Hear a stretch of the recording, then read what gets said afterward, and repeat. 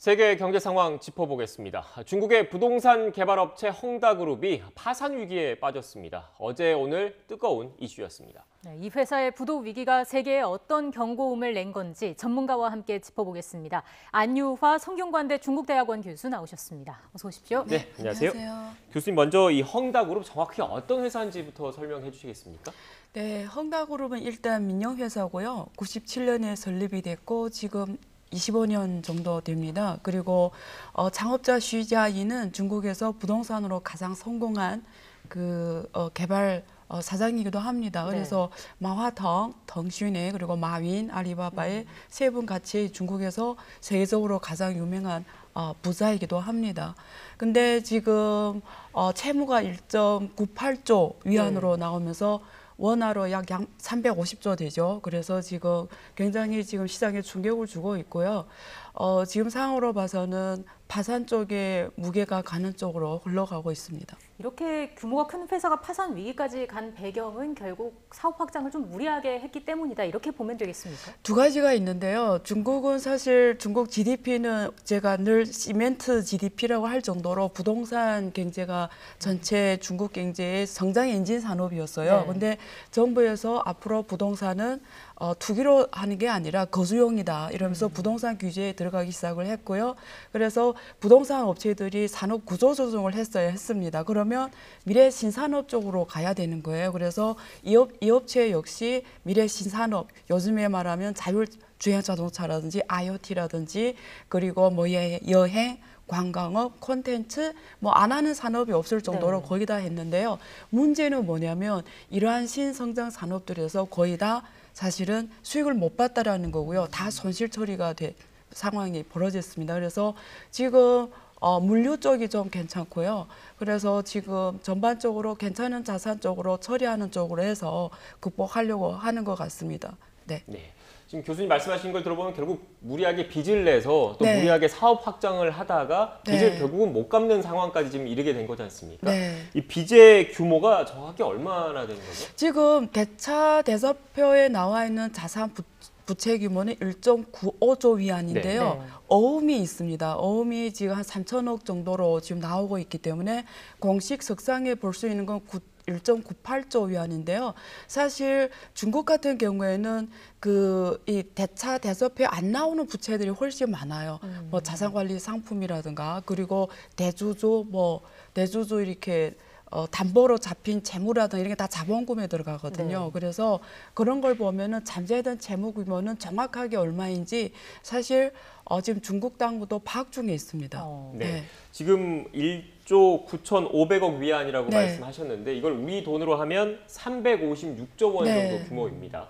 이게 얼마나 큰 돈이냐면 우리나라 1년 예산이 500조 원 안팎인 거지 않습니까? 우리나라 1년 예산보다 한 100조 원 조금 모자란 이렇게 엄청난 돈을 그 개인, 민간 회사 한 곳에서 이렇게 빚을 지고 있다는 말씀이신 거지 않습니까? 네, 사실 지금 베트남 GDP에 해당되는 숫자예요.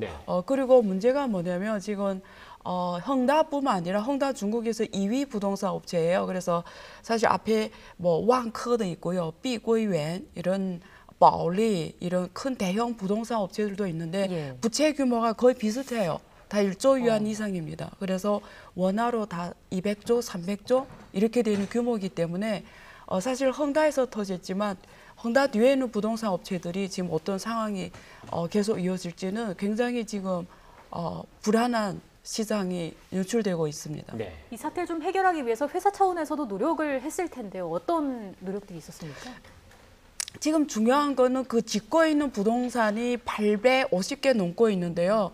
그게 지금 멈춰졌다라는 거예요. 왜냐하면 공급상들이 공급을 안 하기 때문에 그리고 시공사에 있는 롱자들이 일을 안 하거든요. 그래서 지금 CGI인 같은 경우에는 이 멈춰진 부동산을 빨리 올리라. 지금 그런데 그게 단기로는 지금 올해 말까지 부채까지 합해서 이자만 그리고 지금 서 있는 부동산을 돌아가게 하려면 살리려면 한 5,700억 위안이 있어야 돼요. 근데 이게 너무 큰 규모다 보니까 이 완다를 살리려면 대형 부동산가 들어와서 뭐 인수하든지 아니면 다른 중국 대형 국유기업이 이렇게 받아들인지 해야 되는데 지금 상황은 그게 안 되는 게 부동산 개발 업체 중국 개발은 어떻게 되냐면 지금 280개 도시의 자회사 형태로 돌아가요. 네. 뭐 하나 회사가 하는 게 아니라 그러니까 관리가 각 성시로 나눠져 있습니다. 그러니까 회사는 홍다인데 각 지방 성시로 다 자회사가 그 동네에서는 개발을 하는 거예요. 그래서 지금 중앙정부가 너의 성에서 발생한, 너희 시에서 발생한 이 헝다 문제를 빨리 짧은 시간에 해결해라. 예. 지금 그 상황이고 광동성 같은 경우에는 자기 지방은행들한테 이제 추가 대출을 하지 말라. 그 말은 이제는 거의 손을 좀 놓겠다라는 쪽으로 분위기 가는 것 같아요. 그래서 지금 지방성시별로 평가를 하겠죠. 우리 이 지방성시에서 헝다가 파산했을 경우에 우리 경제에 미치는 영향, 네. 지방성시별 지금 판단을 해야 되는 거예요. 그래서 지방성시별로 지금 처리가 다를 걸로 보여지고요. 전반적으로는 지금 굉장히 상황이 지금 만약에 그 멈춰선 부동산이 올라가지 않을 경우에는 예. 그게 지금 한 40만 가구, 인구로는 150만 인구가 집이 분양을 못 받게 되는 거예요. 네. 돈은 줬는데. 그러면 사회 안정하고 직결되고요. 또 공급상들, 시공사들, 직원들 25만 명 합해서 이게 사실 경제 위기라보다 중국 정치적 위기, 경제 위기, 사회 위기하고 연결될 수도 있기 때문에 그렇죠. 굉장히 우려되는 상황이기는 합니다. 네. 일단 지금 말씀하신 걸 들어보면 그 중국 내 기업들, 그 협력업체들의 연쇄 파산 그리고 네. 이미 돈을 지급하신 그 중국인들이 또 있을 거지 않습니까? 그렇죠. 아파트나 이런 거 주택을 네. 받으려고요. 그런데 네. 그런 금융위기, 신용경색이 일단 불거지면 중국 경제가 좀 영향을 받을 테고 그게 또 우리나라 경제는 어떤 영향을 미칠지가 좀 궁금하거든요. 네, 지금 상황이 일단 그 숫자로 나오는 거 보면 우리가 중국 GDP에서 차지하는 비중이나 전체 차지하는 비중이 작습니다. 은행 대출에서 차지하는 비중. 근데 문제는 뭐냐면 신용 경색입니다.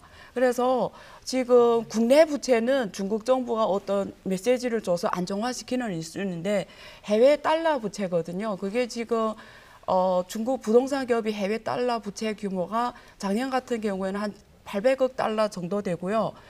잠재된 것까지 하면 1000억 달러 되는데 이게 외화가 나가야 되는 거예요. 네. 외화가. 근데 중국은 지금 전체 3조 1000억이 된 외환 보유액에서 2조 5천억은 쓸 수 없는 돈이고 유동성이 한 5천억 정도 되는데 한 개 기업이 지금 한 200억 달러씩 지금 외화가 나가야 되면 다른 부동산 기업들이 해외 달러 채권 그래서 나중에 환율 위기 외환 위기, 중국 외환 위기와 연결될 가능성이 있을 것 같아요. 그래서 저는 사실 이 문제에서 지금 보는 거는 중국의 해외 달러 채권 부도에 따른 중국의 외환 유동성 급격한 문제가 터질 수가 있냐. 네. 왜냐하면 중국 외환이 석유도 수입을 해야 되고요. 원자재 수입을 해야 되고요.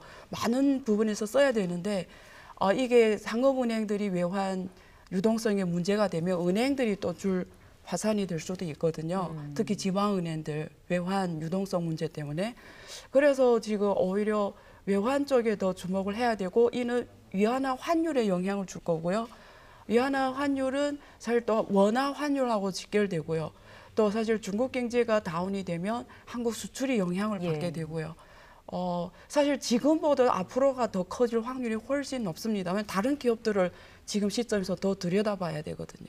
네. 이게 어떻게 매듭이 지어지느냐를 생각했을 때 또 중국 정부의 개입이 있을 것인가에 대해서도 생각을 해봐야 될 것 같은데 네. 앞서 뭐 시멘트 GDP 이런 표현도 써주셨습니다만 네. 그 중국 경제 내에 부동산이 차지하는 비중이 상당히 높잖아요. 네. 그렇기 때문에 이게 또 악재가 덮칠 경우에는 중국 경제의 주춧돌이 무너질 수 있다. 그렇기 때문에 중국 정부가 개입을 할 것이다라는 시각이 있는 반면에 한번 이렇게 구제를 하게 되면 앞으로 비슷한 사례가 있을 때는 그게 또 반복되지 않겠냐 이런 시각도 있더라고요. 어떻게 봐야 될까요? 사실 헝다를 구제하게 되면 중국의 그 공동 부유에 어긋납니다. 그러니까 잘 나갈 때는 혼자서 수익을 나눠 가지고 지금 무너지게 되니까 중국 정부 구제 금융이 들어가면 사실 중국 공동 부유에 어긋나고요. 중국 인민들이 원하지는 않죠. 그런 면에서 구제하기에는 굉장히 사회적 부담이 굉장히 크고요. 그리고 중국 부동산이 중국이 차지하는 비중이 25%지만 관련 산업까지 하면은 거의 45% 넘습니다. 그러니까 중국 부동산 다운이 되면 경제의 경착륙하고 같다는 말하고 똑같거든요. 그런 면에서 저는 지금 헝다가 어떻게 수집하냐에 따라서 중국 경제에 내재된 문제가 심각하냐 심각하지 않냐가 중국 정부가 인식하는 것이 보여질 수가 있어요. 그래서 파산을 시키면 전반적으로 극복이 가능하다는 면에서 자신감이 있는 거고 만약에 정부에서 개입이 된다. 그리고 국유 자금이 들어가서 자산 정리할 거예요. 순차적으로. 지금 정리 들어갈 거예요. 그러면 거기에 국유가금 투입이 되면서 인수를 해온다 이러면 부동산 문제가 훨씬 앞으로 더 커질 수가 있습니다. 그래서 지켜봐야 될 상황입니다. 네, 지금 교수님의 지금 말씀을 쭉 들어보면 이 헝다그룹에 만약에 파산을 했을 경우에 중국 경제에 미치는 영향, 그리고 어떻게 보면 중국 경제라는 게 우리나라의 최대 수출 시장 가운데 한 곳이지 않습니까? 우리 경제에 미친 영향까지 쭉 설명을 해주셨는데 또 일각에서는 2008년인가요? 리먼 브러더스 사태가 있었는데 그때와 달리 영향이 좀 제한적일 것이다. 일단 리먼 브러더스 같은 경우에는 투자은행이었기 때문에 여러 파생 금융 상품이 있었기 때문에 연쇄적인 금융 위기가 있었는데 이런 그 부동산 개발 업체의 특성상 뭐 그 정도까지 큰 국제적인 영향을 미치지 않을 것이다 이런 분석도 있던데 여기에 대해서는 어떻게 생각하십니까? 중국은 일단 외환시장이 개방이 안 됐고요. 금융시장이 개방이 안 됐습니다. 그러면서 중국 금융시장의 채권시장과 주식시장에서 외국인 투자 비중이 5% 넘지 않아요. 전체에서. 그래서 그런 면에서 리만 브러더스 사태와 조금 다르고요. 근데 저는 걱정이 되는 게 이게 중국의 그 경제 위기가 제가 몇 년 전부터 늘 말해왔죠. 경제 위기가 도화선의 역할을 할 수도 있다라는 거죠. 그러니까 중국 경제가 완전히 성장률이 거의 바닥으로 갈 수 있는 시작점이 될 수 있다라는 거죠. 그런 면에서 중국 경제 위기 차원에서 좀 더 분석을 해봐야 될 것 같아요. 그러니까 글로벌 경제 위기라기보다 중국 자체 경제 위기로 이어지게 되면 중국 무역이 전 세계에서 차지하는 비중이 지금 매년 5조 달러 넘거든요. 네. 그래서 가장 큰 비중을 차지하기 때문에 사실 어느 나라도 중국 경제 상황에서 벗어날 수는 없는 거죠. 네. 지금 교수님 말씀하신 내용 중에 좀 추가로 좀 질문을 드리면 지금 그 교수님께서도 그 단기적으로 국제적인 금융위기로까지는 번지지 않겠지만 장기적으로 중국 경제가 부담 입었을 경우에 그걸 좀 계산을 해야 된다, 고려를 해야 된다 이 말씀이신 거잖아요. 그렇다면 뭐 우리 기업 그리고 우리 투자자 입장에서는 어떤 대비책을 세워야 할까요? 하나는 지금 중국 관련 자산 투자할 때는 굉장히 지금 자산 가격이 다시 프라이싱이 될 거예요. 그러니까 지금보다 훨씬 리스크 프리미엄이 확 올라가면서 자산 가격이 다운이 될 거예요. 그래서 지금 들어가려고 하는 사람은 지금 들어가지 말고 좀 기다리고 중국 증시 투자 좀 더 샥이 왔을 때 들어갈 때는 기회가 될 거고요. 특히 부실 채권 이런 쪽에는 대부분 안 좋은 채권이지만 그래도 그중에 또 굉장히 급할 때는 우량을 팔기 때문에 또 투자 기회도 또 훨씬 많을 수도 있어요. 그래서 실력이 있는 금융사들은 오히려 좀 더 이 김에 진입을 고민해 볼 필요가 있고요. 그래서 전반적으로 근데 수출하는 기업들은 상대방 기업을 돈을 제때 받을 수 있는지 대금을 수급할 수 있는지 이런 면에서 수출하는 기업들은 그때그때 현금 유동성 관리를 잘해야 될 것 같습니다.